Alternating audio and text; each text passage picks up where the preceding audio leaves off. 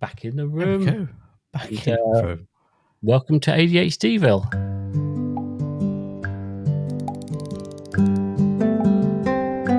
It's the theme song.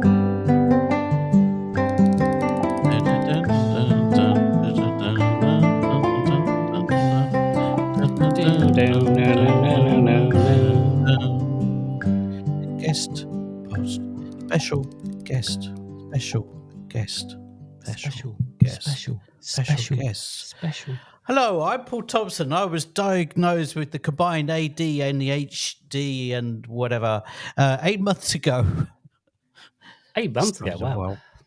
I know, started off well. And I'm Martin West, and I was diagnosed with combo poo-poo platter ADHD in 2013. So we're just two mates who, by coincidence, after 39 years of friendship, discovered they were co-ADHDers. Hurrah! Now, it's really important to say that this is an entertainment podcast about adult ADHD and does not substitute, no, for individualized advice from qualified health professionals. So don't take any advice from us. We're just here as a kind of all-inclusive ADHD park bench. With room for everyone, including your doppelgangers, your alter egos, your buddy doubles, your chaperones, and even your best buddies. Still here? Great. Then grab your jetpacks, pedalos,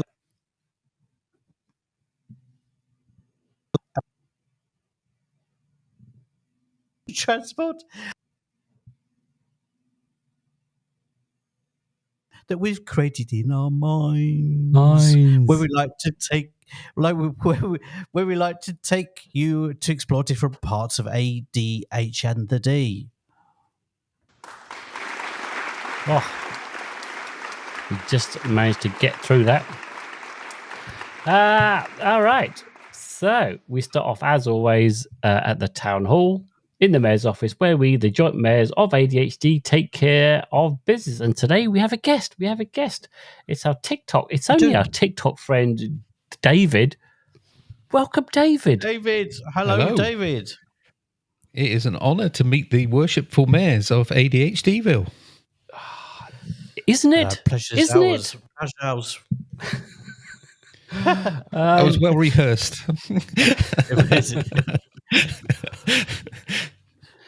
Yes. So why? So why are we here? So you got onto TikTok. So your TikTok name is David, My ADHD Journey. And you went onto TikTok. What? It must be about 6-7 months ago, something around there. I don't know. It's about 4 months actually. It seems a lot longer. Oh wow! Yeah. Oh, it seems ages. And you popped up, and I think was I the first person to follow you? You were indeed. You've got that dubious honour. Oh really? Yeah. I was in dead early. And number one follower. I know, and I saw he's like, woo. I said, we have a podcast for you, mate. And now you're here. I am here. That seems so long ago. Remarkable thing about you, David, is I think you've mentioned this on one of your podcasts, or you said that friends of yours have mentioned this. You look like you've lost like 10 years since your diagnosis. Oh, yeah. You look younger. It's like, it's quite remarkable. Oh, thank you. I find it difficult to look at my old TikToks actually. Right. Because I associate where I was at that place and at that time and that place, and I can see it all over my face, and I find it quite hard to look at them. Right. Yeah. But you're isn't that amazing? No, that's really profound. Yeah. It's not like because you've been applying Nivea or any other kind of, man grooming techniques, that we're going to sell to people, although sounds like it could be something. No, but it's really amazing. All right. Yeah. So let's start with so what was your ADHD journey? I mean, like take us back to the young David. Oh, the young David. I was always in trouble at school. When I first started school, I'd get up and walk around the classroom, and much to the Nice. teachers' irritation. But that was back in the days when things like that were literally beaten out of you. Oh yeah. Yeah, So I then, and so I started wandering with my mind instead.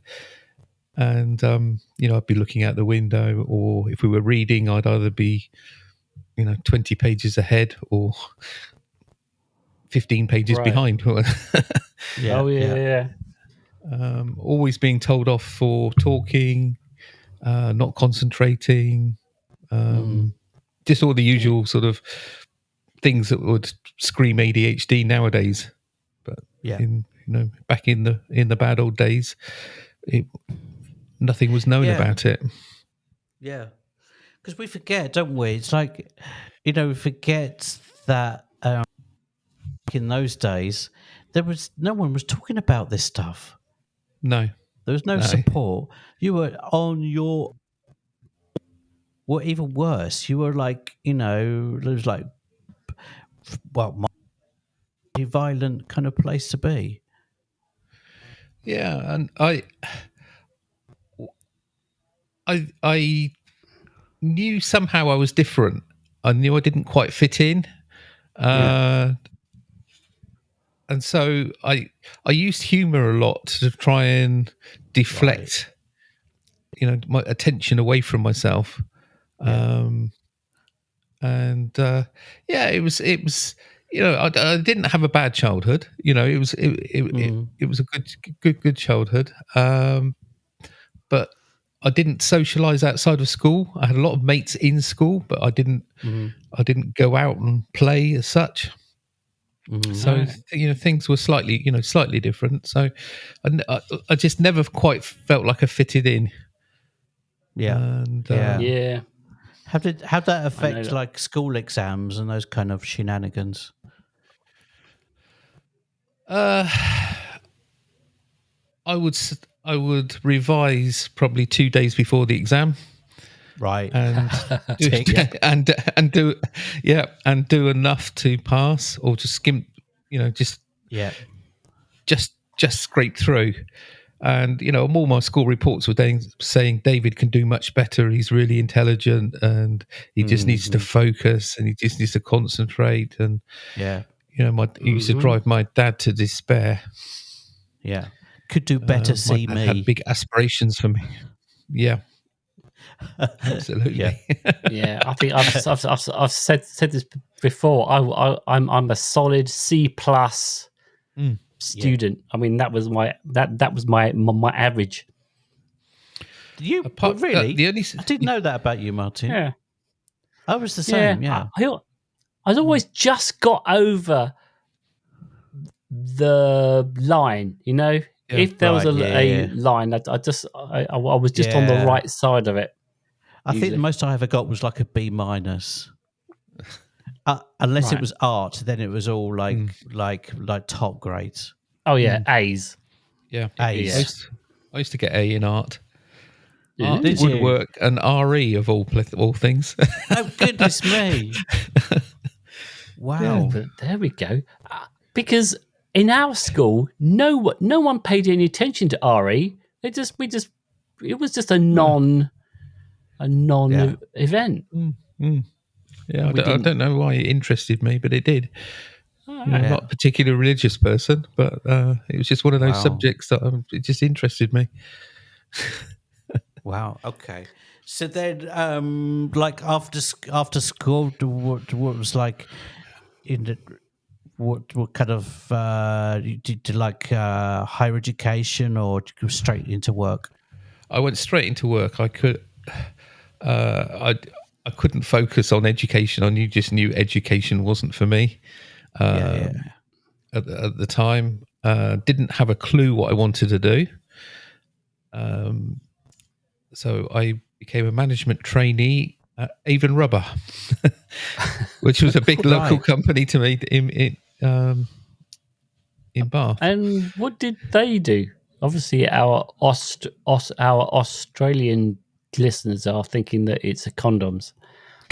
No, car hoses, car tires, right. all sorts of rubber products, except condoms. Right. Nice.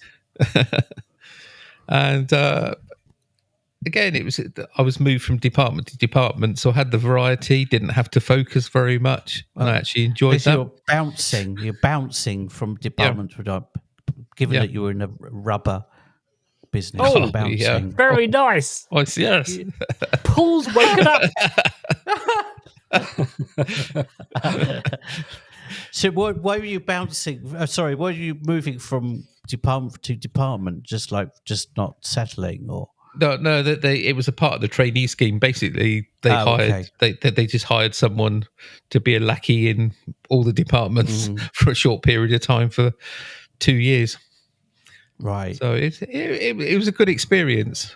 I think I learned more what I didn't want to do than what I did want to do. Yeah. And, So then, are you like a kind of classic ADHD that just changed jobs like fairly constantly, or absolutely? I then went to work for a marketing consultancy, which I absolutely loved, and did that for 15 years.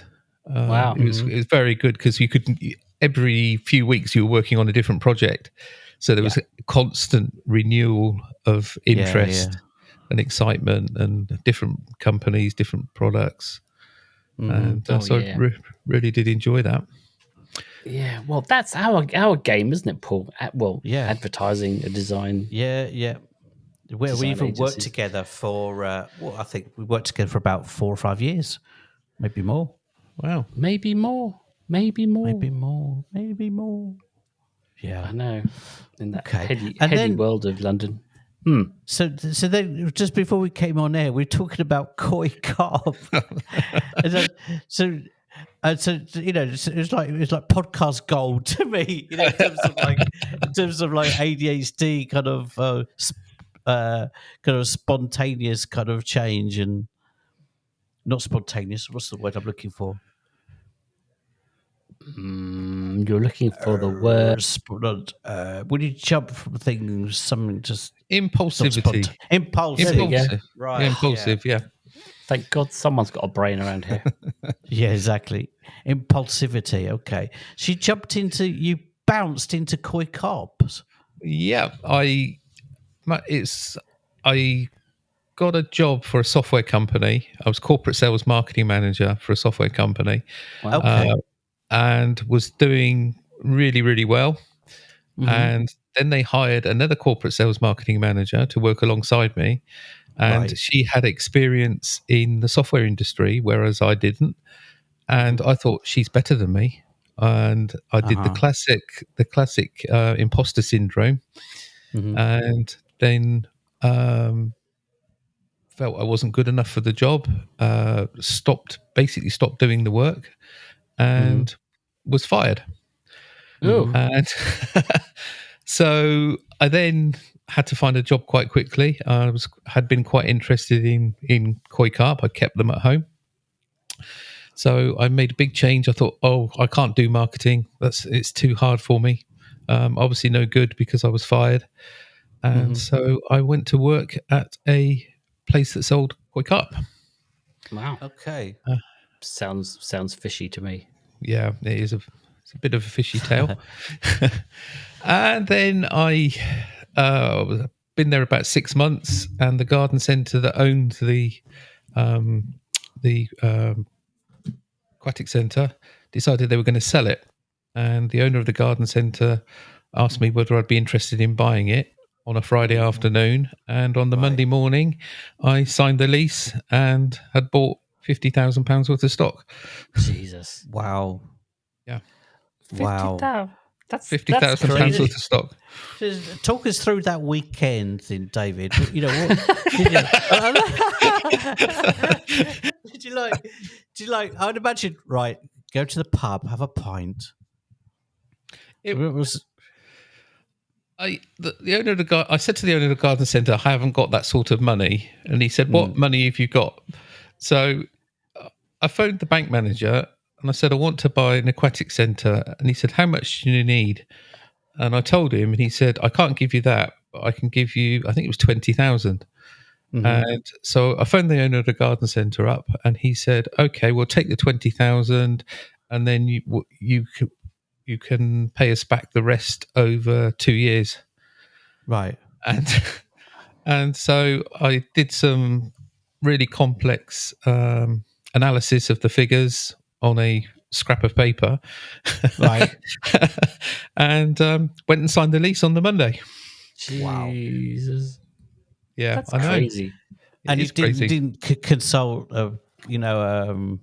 what they called in England, a accountant or No, no? no, no. All right. Wow. So how did it go? So you've signed. So you've signed the lease on the Monday, and then you're like, right, Yeah, you're now You what? an owner of a business. yeah. Yeah. It was quite bizarre. Uh, First 2 years was really, really good, really successful.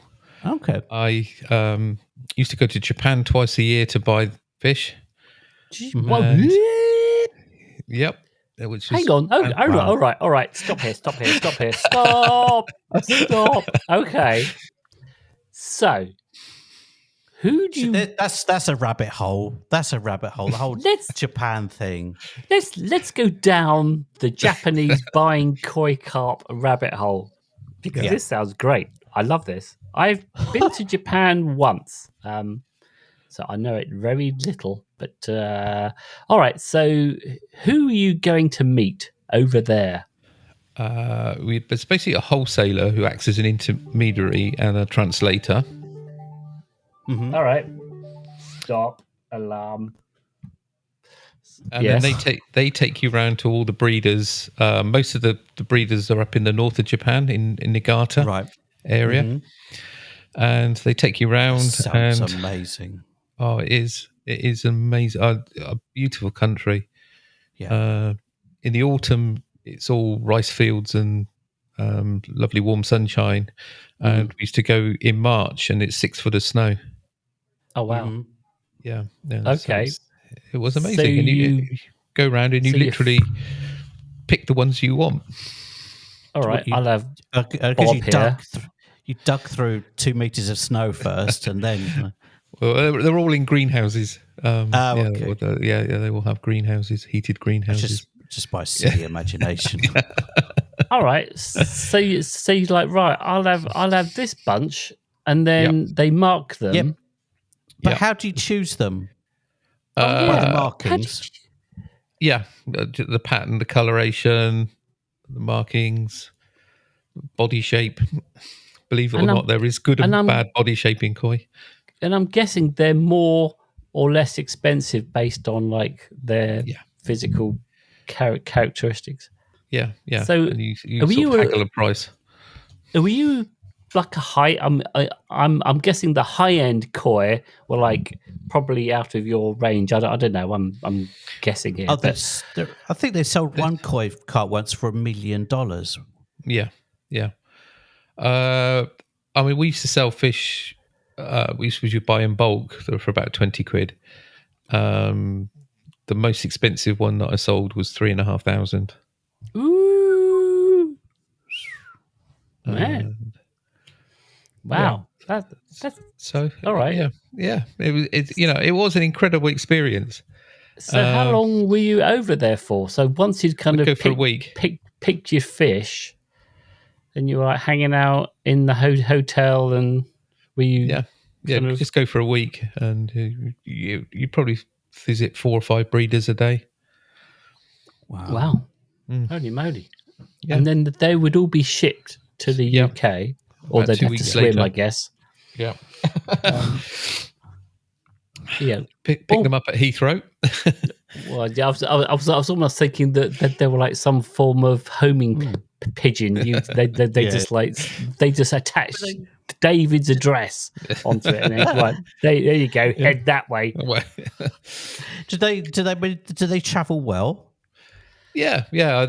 They don't need much water. But they need pure oxygen. So they fill the bags with just enough water to cover them, and then the rest of the bag is filled with pure oxygen. Goodness me! Oh wow! It takes about 20. Giving an education on koi carp. Mm-hmm. And it takes about 24 hours door to door. Wow, that's quick. That's Yeah. cool.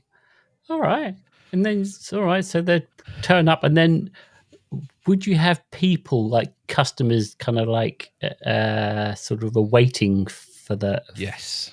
for the newest, coyest of the carpist? Yeah, we used to have an open evening, and then we'd get probably about 100, 150 people to come in. Right. Wow. They were actually carpe diem. Oh, That was that was. I wish I'd thought of that one. I wasn't expecting David. to. Do you know what? I wasn't expecting to talk about fish today. So I wasn't expecting a lesson in koi carp and Latin slogans Right, there we go. in the same conversation. I know. But I know. in typical ADHD fashion, when I'd go to Japan, I wouldn't have the money to buy the amount of fish that I needed. Right. And what would happen was that the fish would arrive at Heathrow, and I'd have to hand over a check. Mm-hmm. And probably most of the times when I handed over that check, I did not have the money to cover the cost of those fish. Wow. Okay. And I used to take a gamble that on the first open evening that I had, which would probably be the next day, that I would sell enough to cover the cost of the.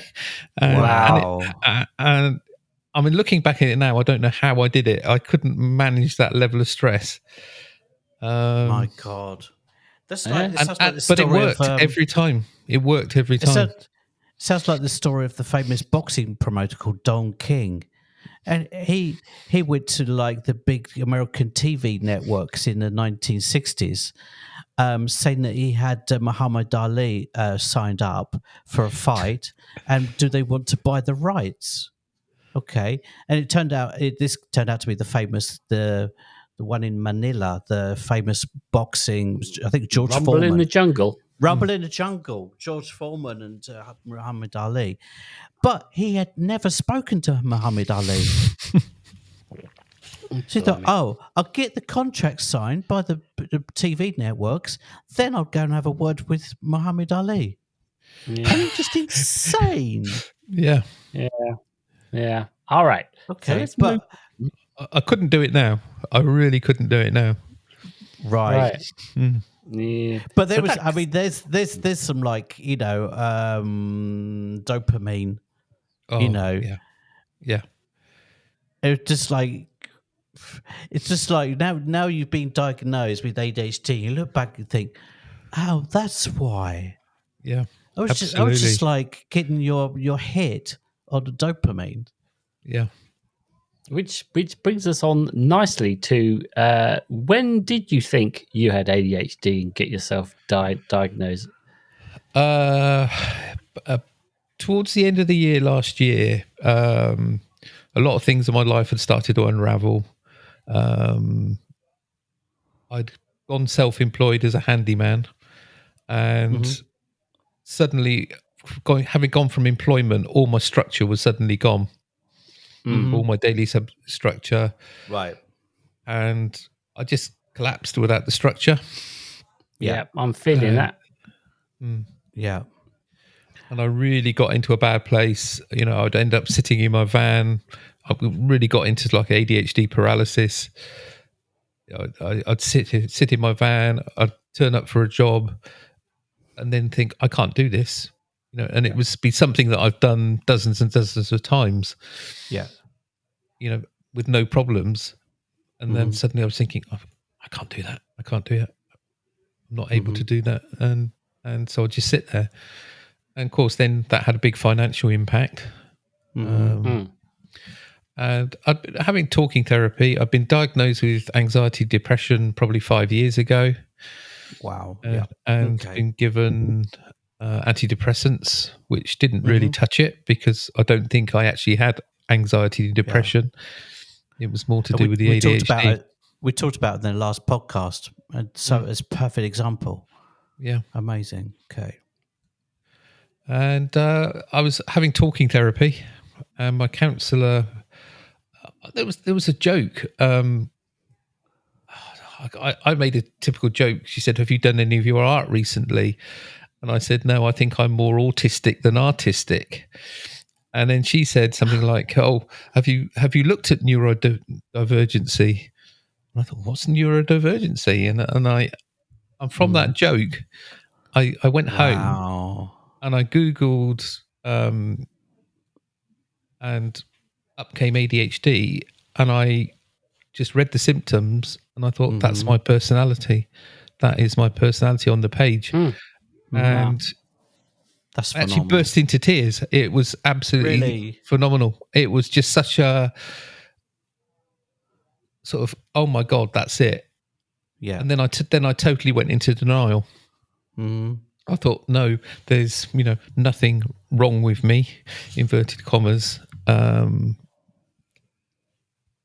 think if I'm totally honest, I had some probably not particularly good preconceived ideas about neurodivergency, Right. Mhm. through lack of knowledge, really. And I was just thinking, I'm not a naughty boy. That's to do with Yeah. naughty children. It's Yeah. it's nothing to do with me. Yeah. Then we got to He's not the Christmas. Messiah. He's not the Messiah. He's a very naughty boy. Yeah. What's frightening with that is I can see the scene. Right. Yeah. from the Life of Brian. Yeah, I can see that Yeah. scene. What do you want? What do you want? He's the Messiah. He's not the Messiah. Ah, genius. Okay. Yeah. So yeah. So you were into denial for a bit. Yeah. But you came. What? I guess you mulled over it and Yeah. I pretended think to back- forget it for a while. Yeah. Yeah. And then it came to Christmas, and I thought, no, this is it. And I started to talk about it in therapy. And then my therapist suggested that I do a journal.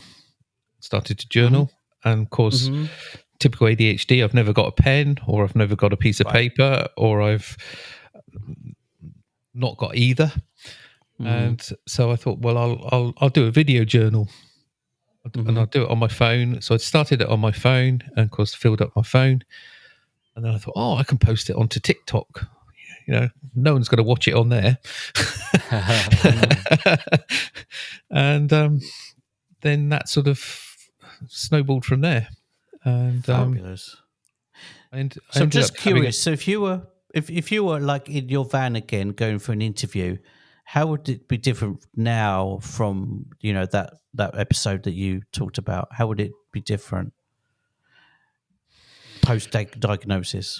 post diagnosis. I'm on medication, and during the day, the medication I has just been life changing, absolutely life changing. This morning, I went to a business networking meeting, which I would never have been able to do. Wow. Right. That's cool. In my marketing days, I could do public speaking. I could stand up in front of 100 people and give a talk, no problem. But then when that finished, and then you have to do the small talk. Oh yeah. I couldn't do the small talk. Yeah. And Yeah. So on that meds thing, because that's where you got a lot of heat, as they say. yes, I did. On TikTok, because you kind of went onto Elvance, right? Yeah. And then you documented that, and that was a very powerful. I thought was a very powerful and very real moment that you shared, Mm-hmm.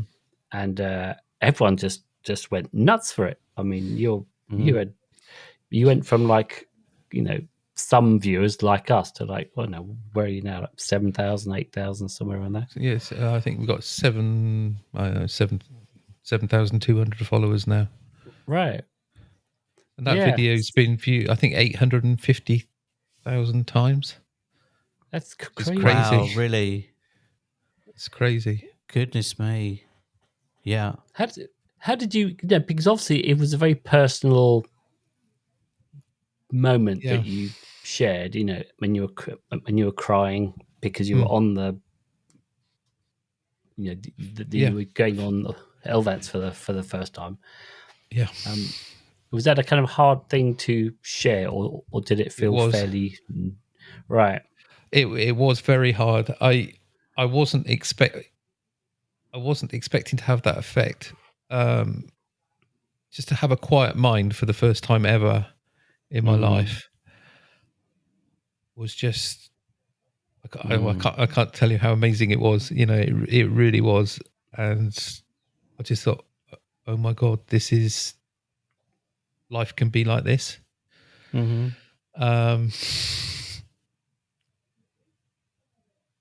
And when I watched the video back, I thought, no, I'm not going to share this.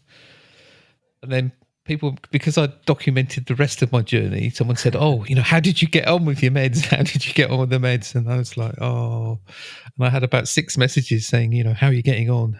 And so I just posted it, but I wasn't expecting that response. I mean, to be fair, I've had positives and negative responses to that video. Oh, God, yeah, right, I mean, I do. So how can anyone? But I just don't understand it, and I'll never try and understand. How can anyone have a negative response to that? I don't get it. I think because I think people do get fixated with the medication is an amphetamine, and then they link it with speed, and it gets linked with it's a bit like saying morphine is heroin.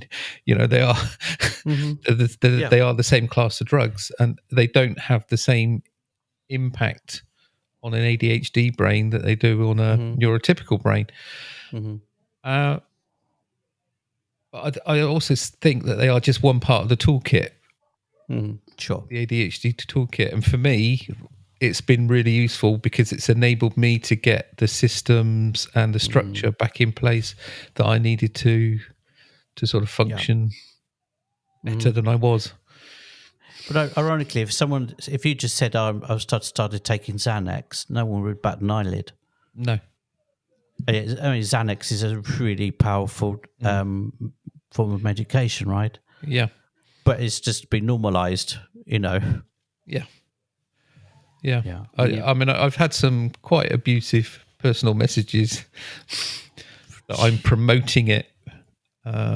Wow. And I have always said it in my videos that it has worked for me. It may not work for you, and it is just one part of the toolkit. Yeah. Of living with ADHD. It doesn't cure ADHD. No. All right. So you said that you went to a business conference. So what's the future? Where is Dave in the van heading? Oh, do you know what? This is a difficult one because I enjoy my job as being a handyman. I do enjoy it. It is great fun and it's very varied. Do I find it intellectually rewarding? No. And I do want to do something that involves my intellect a little bit more, pushes my intellect. Because of the ADHD, I've always assumed that I wasn't good enough in the marketing job. I wasn't good enough. I've been in retail management. That didn't quite work out, so I've always gone for lower and lower, less and less taxing jobs. And So I think intellectually, I want to do something that's a bit more challenging. Yeah, because it kind of feels like you were kind of like not exactly hard. You were working at challenging jobs, and as you say, you kind of stepped down a bit, and now that you've found your ground level, and you're now much more, in a much more stable place. You've got some meds, you've got some support, and you're learning lots of stuff from other people, and then you can now kind of go on that sort of a growing phase, I guess, right? But we can start to like look and kind of go, right, well, what do I want to do now? Yeah. I mean, I did a bucket list, and there's a few things that I wanted to do that I've never done. So I went down the zip wire at the Eden Project. I saw that. Because I hate heights, absolutely hate heights, and I thought I'm going to challenge myself. Fantastic. But went to my first ever concert. Yeah. Oh yeah. I saw that. That's quite recently. Yeah. Because you were diagnosed quite recently, as was I. I was diagnosed about 3 months before you. I think we exchanged a couple of messages on this on TikTok, David. I went through a period where I was totally overwhelmed with just like this seemed like every day was like full of new insights. It's like, oh, that's why I behaved like that in the past, and it can become quite exhausting. I found that quite exhausting to go through, quite overwhelming. Yeah, it was quite. Yeah, right. Because it's easy to just talk about. Oh, I started taking these meds, and everything got resolved. It's just not that simple, is it? No, it opens up a Pandora's box of emotions. Of stuff that there's lots of things that I hadn't dealt with, or that I just parked or ignored. I think it was a lot of emotions I hadn't even felt before. Yeah, I found a really random memories were coming back from sort of 20, 30 years ago. And right, there you go. Where on earth's that come from? Yeah, and kind of delightful in a lot of ways. Yeah. Just like it seems like every day was a day of discovery. Yeah, it is. It's quite exhausting, though. It's quite emotionally taxing. Yeah. Oh yeah, I know, because you have that whole phase where you're going, oh, that explains that thing. Oh, oh right, now it makes sense. Like, oh, okay. Oh, blimey. For me, there's a lot of pattern recognition as well. Like, oh, this is like pattern of the same kind of thing. For me, there was a lot of self-sabotage all the way through my life. And also suddenly you've got a name for it. Like, wow. Yeah, because it's like it's not a personality flaw anymore, right? It's like, oh, okay, my brain is actually wired in a different way, and I just didn't know it at the time, and that's why I behaved in this way. It isn't because you're a bad person. It's just because you just undiagnosed, just wired differently. Yeah.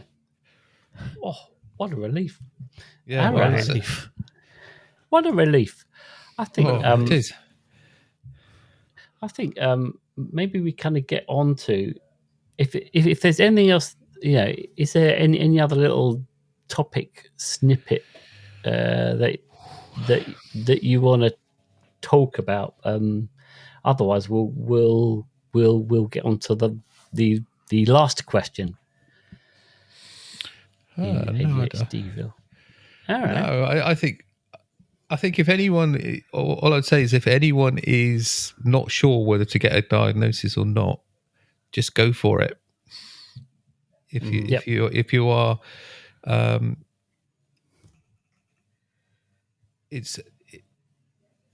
I have found it life-changing, literally life-changing. Yeah, absolutely. It is definitely worth going for the diagnosis. I don't know about you, David. I haven't experienced any negatives from it whatsoever. No, not one. No. It's not like most things, a lot of important things that happen in your life. There are good sides and bad sides. There's only good sides for me. Right. Yeah. Yeah. I did tend to find that once I've been diagnosed, there was a period where things got worse, seemingly. Like, Right. you get that skills gap thing, and you feel like you're more of an idiot than because you're aware of yourself more. You kind of and you think, oh God, I've got so much work to do. So there is a bit of a rough road for a while, but once you pass that, there's one thing I think is probably in common. The three of us have in common is with very late diagnosis, and there's a lot of good. I'm kind of, I feel, I wish I'd discovered it earlier in life. But at the same time, I felt like I could deal with it better now that I'm, knocking on 57. Yeah. And I think the other thing is like having this impulsivity. Sometimes we've done stuff and experienced stuff that we wouldn't have done if we didn't have that impulsivity. Yeah. I think my life may have been a little bit less interesting. Oh, totally. Yeah. Oh yeah, for sure. Yeah. All right. Cool. All right. So the last question, which we ask, is now you're now part of ADHDville. You're a citizen here, and as a guest, you get to own a property or a place in ADHDville. So we had autistic Lyme,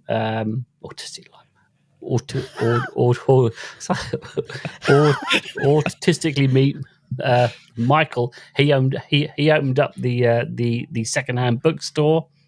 Yep. Right. Called Broken Spines. Yeah. Yeah. Yeah. And Jonathan, who opened up a tacos and tequila joint. Yep. Yeah. Yep. So, do you have anywhere that you'd like to put your pin in the map? Well, I would like to open a really bizarre store, actually. Oh, I like the sound of this. One of my hobbies is been metal detecting over the years. Right. Ever since it's the one hobby that has stayed with me. Right. And so I also really like crystals. So I'd like to open a combined metal detecting and crystal shop. All right. So you kind of walk in, and then it's divided into two. So on one side, it's a metal detecting side. On the other, it's like crystals. I just like the look of them. I'm not into all the crystal healing things, but somehow I think that would fit really well into our village.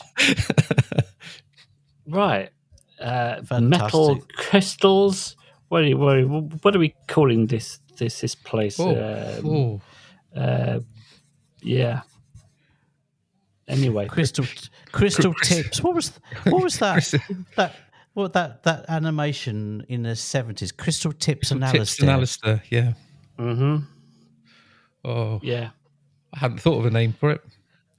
All right. No worries. Yeah. So crystal on the meds. metal. Nice. So I think we also have a theme park. We have a kind of a theme park. Oh yeah, was mad about money.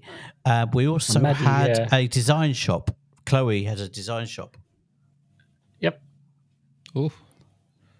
So on the metal detecting. Yes. So have you found anything? What's been your top finds? Top finds. I found a few Roman coins. Nice. I found some Roman brooches when I was a child living in Bath. Oh wow. Enamel brooches. Some nice buckles and coins. Literally thousands of coins. Because Right. I heard the latest episodes of like Chatterbix. You ever listen to the podcast Chatterbix? No. Both of them, Joe Wilkins. What's their names? Joe Joe Wilkinson Will and Dave Earl. and yeah, they've both just got into metal detecting as well. They bought all the kit recently, and they talk about it. It's really funny. All right. Oh wow. Yeah. Yeah, so Wilkinson's on like, is he on like 8 out of 10 Cats or something? Yeah. Is it? He's a on comedian, really some of funny with those. the Oh, beard. okay. And he was also All right, in yeah. one of the Jicky Vays, in the Afterlife. He was the postman in Afterlife. All right. Right. Yeah. Yeah. Funny you mean. man. Okay. Yeah. All right, so you're out there going beep, beep, beep. And then Yep. the thing that I think of when I think of that is that you'll kind of dig down and you'll find a coin or something, right? And then you'll be like, to me, it's like no one has touched this in like 2,000 years. Like the last person who saw that coin was like a Roman dude who probably stashed his coin somewhere or dropped it Yeah. or something. Yeah. Yeah. Nice. It's amazing. I guess it's it's chasing dopamine, isn't it? You just get. Of course it is. You get the Of course beat. it is. Yeah. What is it? What is it? What's it? Yeah. Oh, it's Could be it's a Sutton ring Who. pull. Could be Sutton Who as well, couldn't it? Yeah. Absolutely. Oh, yeah. Have you been to Sutton? Have you seen the treasures of Sutton Who?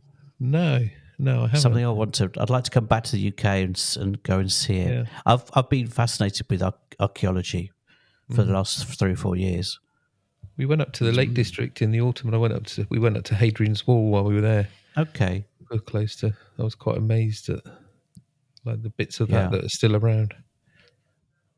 Yeah. Is the tree? No, was the tree still there when you were there? 'Cause No, they're on trial at the moment. You're not sure if you heard about this, Martin, Yeah. in the States, but some two guys are currently on trial for cutting down one of the oldest trees in the UK. Yeah. Yep. Yeah. I keep my UK ears open for sure. All right. Okay. So I Alrighty. think, we can all jump in the car. You know what we didn't do? We didn't get in the bloody car. We're still in the mayor's office, right? Oh Right. God. So All right. Let's get back in the car anyway. let's get in the car because That we were never because, you in know, actually, but we'll get back in it anyway. and we'll head off to the post office, all of us. Yes. Yeah. So let's bring it around the front.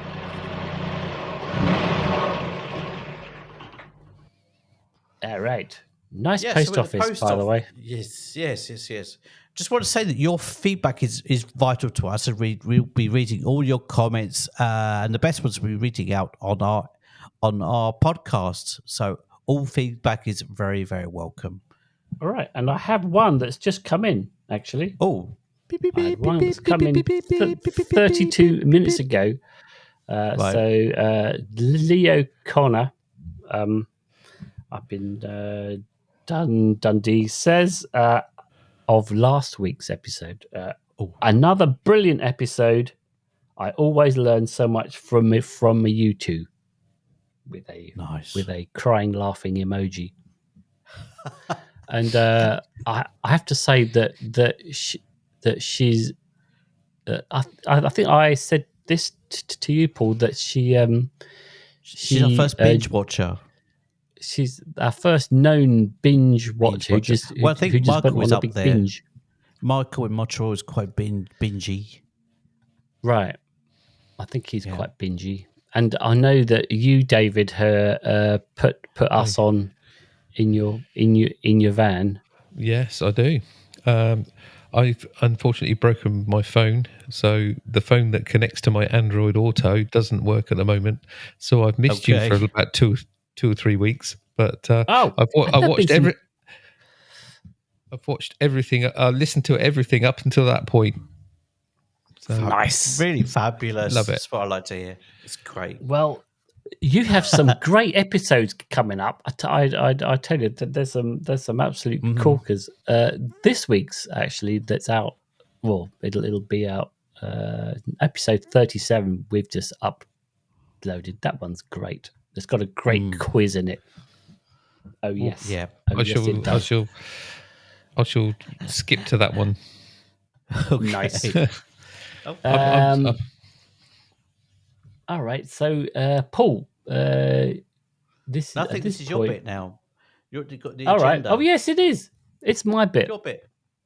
All right. So, you know what? Let's we're going to end this podcast episode at the coffee place, right? So, it's all slightly out of order because of the enthusiasm of the whole thing. So we're going to jump back in the car. I'm going to go to the coffee place, and then we'll kind of do an outro.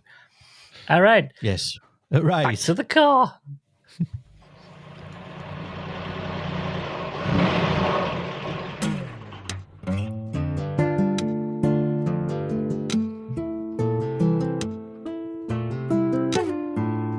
All right.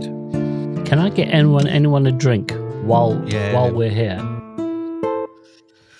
I think I'll have a nice Drink tea. anyone? Nice tea. Oh. Iced tea. Cappuccino All with right. an extra shot, please. All right. Oh, All right. okay. Wise choice. A cappuccino with extra shot for you. All right. So, this is me saying ADHDville is delivered fresh every Tuesday to all purveyors of fine podcasts. Feel free to correspond at will and rate us most marvelous. But wait, there's more. I see. If you wish to see our beautiful faces, Hello. you can sally forth over to the Sally YouTubes. Fields. Yeah, and you can see David's beautiful and beautiful face. and his youthful Beautiful. face. Extra. Yeah, There's 7 kilos less of me than there was in my first video. kilos. Really? How- 7 kilos? How European of you? I don't even know what kilos are. It's only because I don't know how to change the scales. It's in American. In American scale measurements, that would be about 8 pints lighter. 8 pints. Fair enough. Yeah, and if you feel so inclined, you can pick up a quill and email us at adhdville@gmail.com. I know. Yes. So that just leaves us to say, come over to visit us on TikTok, and you can go and find David, the ADHD. What's your tagline? What's your my ADHD journey, David Dash, my ADHD journey. Yeah. Yep, so you can go and find him there. You can find us in the cupboard of friends called Facebook and Instagram. But in the meantime, be fucking kind to yourself. And I beseech you, fellow ADHDers, know thyself something else. Come hither and get the flesh. And David, do you want to say goodbye to the good peoples? Goodbye, good peoples. There we go. All right. There we go. There, says the mayor. That's that.